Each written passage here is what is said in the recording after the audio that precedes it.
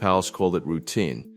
Routine, but when has a 1,000-year-old monarchy ever altered succession structures behind closed doors and genuinely meant routine? That single word became the first clue. Because while the public was told almost nothing had changed, something significant had already happened. King Charles had quietly signed an order. No grand ceremony, no dramatic appearance before the nation, no announcement in the House of Lords, just a signature, a document, and a carefully managed palace response designed to make everyone look somewhere else. Yet, the more carefully the palace explained it, the more dangerous the questions became. What exactly had been changed? Why was it done in private? And perhaps most importantly, who was deliberately excluded from the conversations that led to it? The story did not begin with the signature. It began months earlier, inside private meetings, legal reviews, and constitutional consultations hidden from public view. By early 2025, King Charles had reportedly approved amendments affecting the framework governing royal duties, titles, and succession responsibilities among working members of the royal family. Palace officials processed the changes with extraordinary efficiency. No public debate, no headlines, no warning. One senior royal correspondent later described the atmosphere with a chilling observation.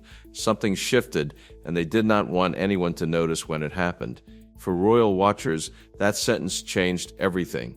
The British monarchy has always understood the value of spectacle. Coronations, jubilees, state funerals. When it wants attention, it commands the eyes of the world. But when it wants to move power quietly, it does so with remarkable precision. That silence itself became suspicious. Because throughout royal history, the changes that arrive quietly often create the loudest consequences later. And suddenly, insiders were asking what exactly Charles had signed. At the center of the mystery stood the framework governing counselors of state.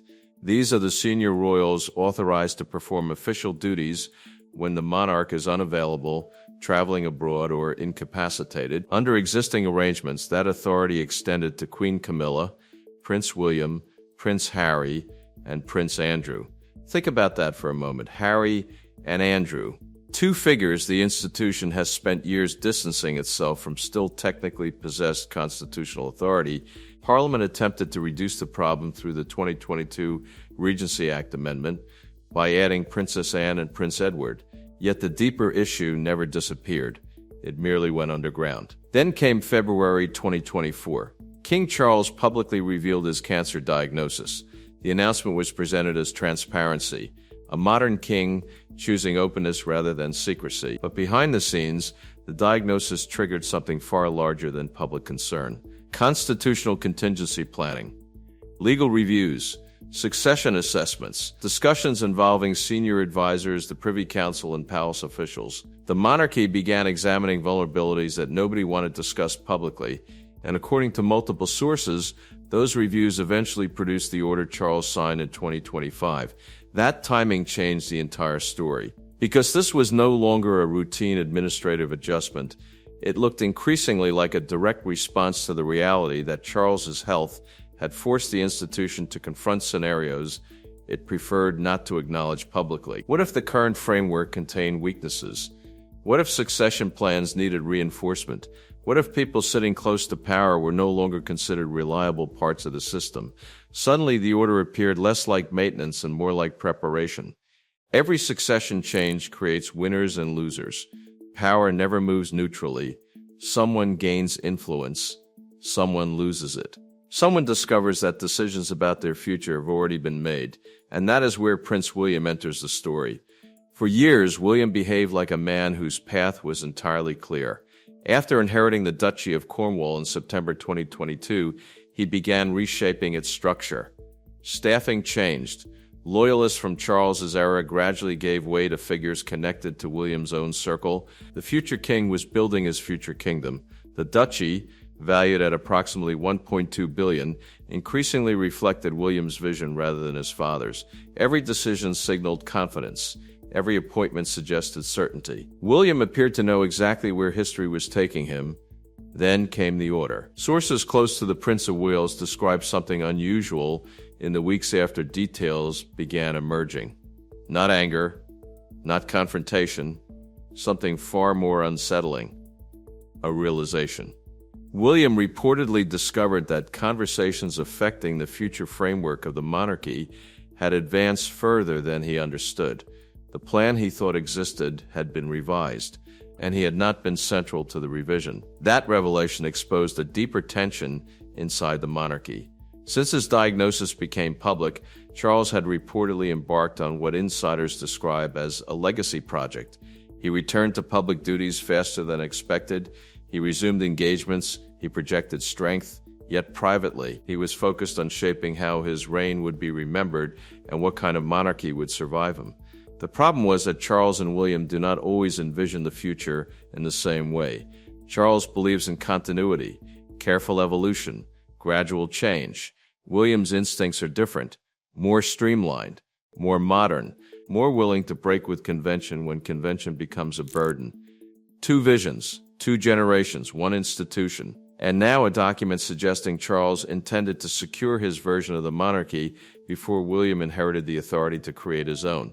The signs had been building for months. William's restructuring of the duchy, the removal of figures associated with previous loyalties, new advisors, new priorities.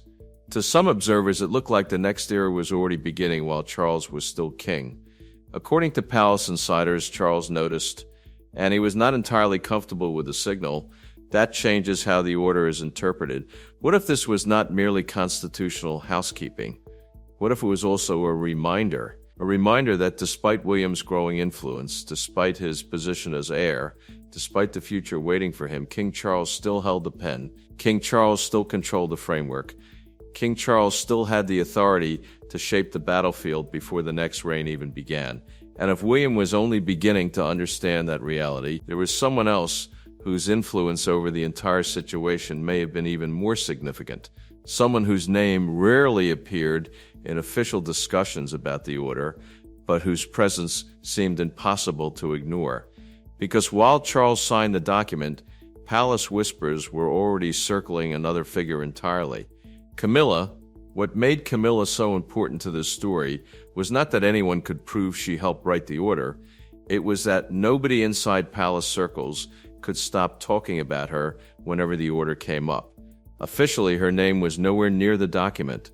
Unofficially, insiders kept returning to the same uncomfortable possibility. If Charles was quietly reshaping the future of the monarchy, was he also quietly protecting the person whose future became most uncertain the moment his reign ended? Over the last 3 years, Camilla's position had transformed dramatically. When Charles became king in September 2022, many doubted whether the public would ever fully accept her as Queen Camilla. The shadow of Diana remained enormous. Decades of controversy still lingered. Yet while critics focused on the past, Camilla focused on the future. Through initiatives like the Queen's Reading Room, through carefully managed public appearances, through relationships built quietly across government, media, and charitable organizations, she strengthened her position step by step. By the time Charles signed the order, she was no longer simply the king's wife. She had become an established force within the institution itself. That mattered because Camilla understood something most observers ignored. Her security depended entirely on what happened after Charles. As long as Charles remained king, her position was protected. The moment William inherited the throne, everything changed. Not because William openly opposed her. Publicly, he remained respectful and composed. But respect and influence are not the same thing. Protocol and loyalty are not the same thing. William had already shown through his restructuring of the Duchy of Cornwall that his reign would be built around his own people, his own priorities, and his own vision. Camilla had watched those changes carefully. One moment in particular caught the attention of palace watchers. William's duchy reforms reportedly removed Annabel Elliot, Camilla's sister, from the payroll. It was a small administrative decision on paper, yet inside royal circles it was interpreted differently. It looked like a signal. The William era would not automatically preserve networks created during Charles's reign. If that message reached palace insiders, it certainly reached Camilla. Then another development raised even more questions. In late 2024, Camilla sold Ray Mill House in Wiltshire. For decades, that property represented her independence. It was her retreat, her sanctuary, the one place connected entirely to her own identity rather than the crown. Yet she suddenly sold it during the same period that constitutional reviews and succession discussions were taking place behind palace walls. The timing immediately triggered speculation. Why would Camilla voluntarily surrender the one property fully under her control if questions about her future security were simultaneously being discussed inside the palace? Some insiders believed the answer was simple. She no longer needed it. Something else was being arranged, something more secure, something that would survive the transition from Charles's reign to William's. Nobody could prove the connection, yet the sequence of events became impossible to ignore. The property sale, the constitutional review, the order. And while everyone focused on William and Camilla, another figure continued casting a shadow over every conversation. Prince Harry. He was thousands of miles away in California. He was not consulted. He was not invited into the discussions. He was not sitting around palace tables when lawyers and advisors examined succession frameworks. Yet somehow his presence seemed to exist inside every room anyway. That was because Harry remained fifth in the line of succession. The public often forgets this reality. Harry stepped back from royal duties in January 2020. He relocated to California with Meghan Markle. He participated in interviews, documentaries, and public projects that frequently challenged the institution. Yet constitutionally, he still remained inside the framework. He still occupied a place in succession. He still technically remained part of a system he no longer actively served. For palace planners, that created a problem.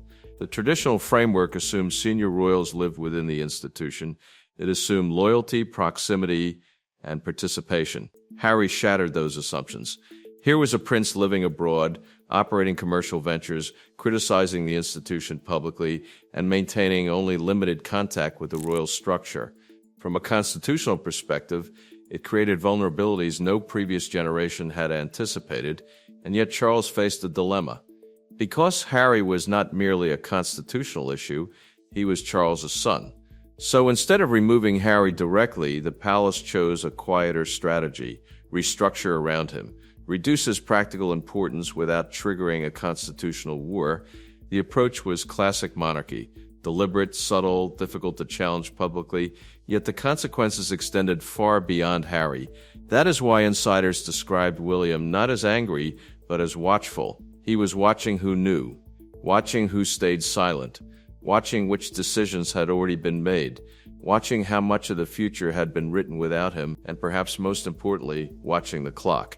Because beneath every discussion, every legal review, every constitutional adjustment, one reality remained impossible to ignore. Charles's order was not really about the present. It was about preparing for what came next. A king confronting mortality, a future king preparing for power, a queen protecting her future, a prince living in California yet still shaping decisions inside palace walls, a monarchy quietly rearranging itself while insisting nothing unusual was happening. King Charles signed the order without fanfare. No dramatic announcement, no explanation to the public, no warning to those most affected. Yet history has a habit of proving that the quietest royal moves often produce the loudest consequences. William is watching, Camilla is calculating, Harry remains absent but impossible to remove from the story. And somewhere inside the palace, people who believe they understood the future are beginning to realize that the future may have already been rewritten. The question is not whether the pieces have moved. The question is who discovers they have already lost their place on the board when the next move finally becomes visible.